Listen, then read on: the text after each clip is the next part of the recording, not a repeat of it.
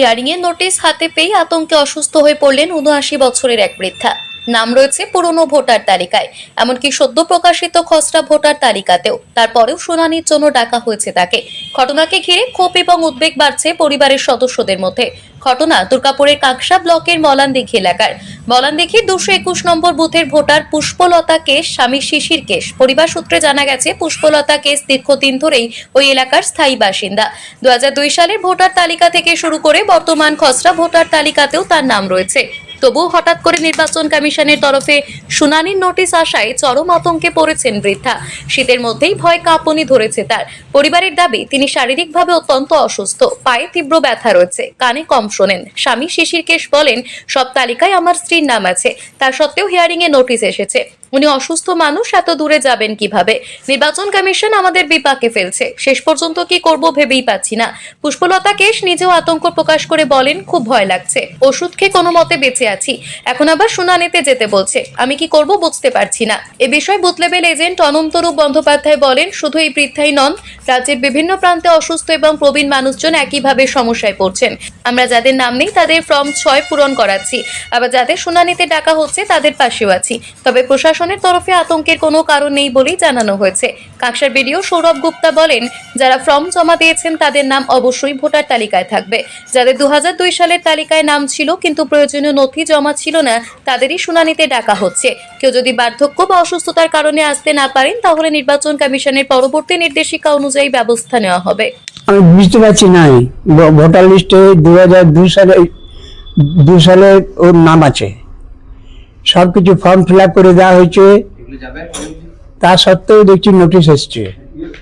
Notice receive করেছি এবং ২৯ তারিখে ৩টের সময় যাওয়ার জন্য বলেছে, কিন্তু নিয়ে যাব কি করে?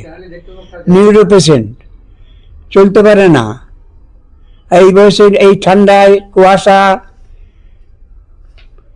এরকম সহ্য করা যাচ্ছে না। আমাদের একমাত্র পথ হচ্ছে দুজনেতেই, কারণ ও আমার সঙ্গী যখন, আমি ওর সঙ্গী, বাধ্য হয়ে আমাদের দুজনকে আত্মহত্যার পথ বেছে নিতে হবে, তাছাড়া কোনো উপায় নাই। ডাকা হলো, কি করে জানবো আমি বুঝতে পারছি না। আচ্ছা, আমার তো নাম আছে, তবুও আমাকে ডেকেছে কেন কে জানে। আমার এই বয়সে আমি কি করে যাই? আমি চলতে পারছি না। আপনার ভয় লাগছে? হ্যাঁ, ভয় লাগছে। এই বয়সে আমি যাব কি করে? আমি গাড়িতে চাপতে নারি, আমাকে ডাক্তার দেখাতে নিয়ে যায়, ধরে ধরে নিয়ে যায়। এত দূর যেতে হবে আবার? হ্যাঁ, এত দূর যেতে হবে, অথচ আপনাদের নাম রয়েছে সব ভোটার কার্ডে। যেতেই হবে। ধরনের কাজ সেই দেখে অবাক হচ্ছি। আমি বিএলও কে প্রশ্ন করেছিলাম যে কেন এটা হলো, বললো এটা আমাদের কিছু করার নেই, আর আমাদের যিনি বিএলও আছে উনি নিষ্ঠার সঙ্গেই কাজ করেছেন, আর সেটা আমরা দেখেছি, অস্বীকার করার কোনো জায়গা নেই। কিন্তু যারা দিল্লি থেকে বসে বসে এই জিনিসগুলো করছে, এর জন্য দায়ী হচ্ছে তারাই। এদের এই নির্বাচন কমিশনের খামখেয়ালির জন্য এরকম মানুষকে, এই ৭৫-৭৬ বছর মানুষকে যেতে হবে বিডিও অফিসে হিয়ারিং এর জন্য। এটা সত্যি লজ্জার। কমিশন পুরোপুরি এই এসআইআর পদ্ধতি নিয়ে ব্যর্থ। এত ঠান্ডার মধ্যে তো আরো একদমই তাই, একদমই তাই।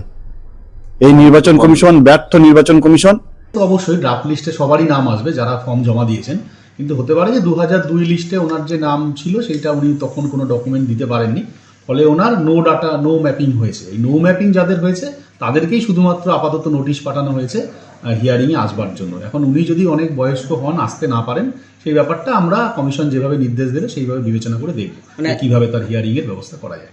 না, আতঙ্কের ব্যাপার নেই। আমরা নিশ্চয়ই কমিশনের তরফ থেকে কোনো একটা এই ধরনের কেসগুলোর জন্য যারা একদম বেড রিডিন অসুস্থ বা এরকম বয়স্ক, তাদের ক্ষেত্রে হিয়ারিং কিভাবে করা হবে তার কোনো একটা গাইডলাইন দেওয়া হবে, সেইভাবে আমরা সেইভাবে পরবর্তী দিনে ব্যবস্থা নেব। দুর্গাপুর থেকে নিজস্ব প্রতিনিধির রিপোর্ট, টিভি নিউজ 10। বাইক মানেই বাজাজ, আর দুর্গাপুরে বাজাজ মানেই ব্যানার্জি বাজাজ। ঐতিহাসিক বাজাজ চেতক থেকে শুরু করে আজকের যুব প্রজন্মের গর্ব বাজাজ পালসার, সবই এক ছাদের নিচে। জাতীয় সড়কের একদম পাশে দুর্গাপুরে অবস্থিত ব্যানার্জি বাজাজ এখন দক্ষিণবঙ্গের সবচেয়ে বিশ্বস্ত বাজাজ ডিলার। বাইকের বিক্রি থেকে সার্ভিস, সব কিছুতেই নির্ভরযোগ্যতা, দক্ষতা আর বিশ্বমানের সেবা। আজই চলে আসুন ব্যানার্জি বাজাজ, দুর্গাপুরে। বাইক কিনুন আর বাজাজের গর্ব অনুভব করুন।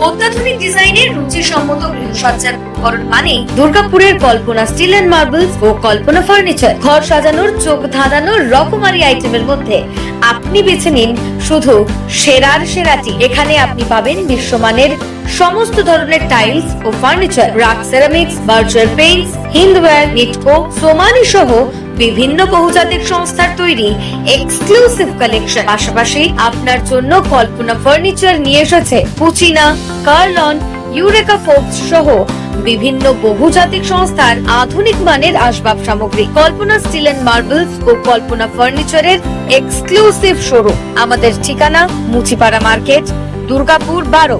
আমাদের শাখা রয়েছে বাঁকুড়া, ফিরিঙ্গি, বড়জোড়া, চণ্ডীদাস বাজার, শ্যামপুর মোড়, বিটু বাজার, কাঁচাবেড়িয়া ও দুর্লাভপুরে।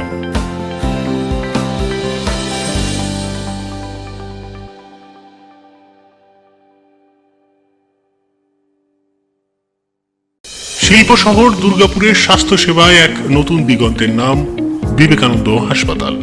NABH অনুমোদিত এই হাসপাতালটি মানুষের বিশ্বাস আর ভালোবাসার প্রতীক। প্রতিটি সমস্যার নির্ভরযোগ্য চিকিৎসা।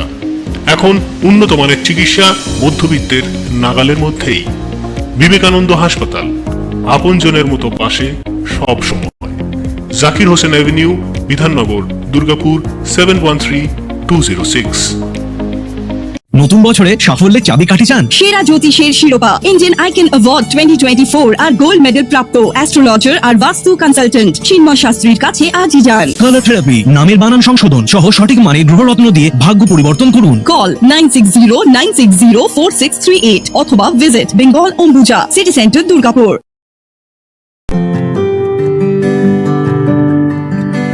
নজর কাড়া আধুনিক ডিজাইনের সোনা ও রূপার গহনা মানে গোবিন্দ জুয়েলার্স।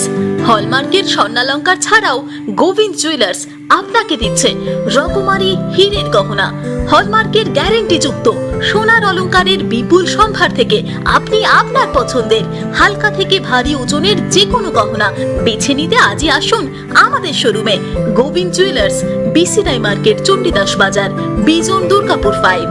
আমাদের ফোন নম্বর 034326021139, এছাড়াও 9593222111। আপনি কি আপনারা দেখছেন টিভি নিউজ 10। আপনারা মানে আমরা।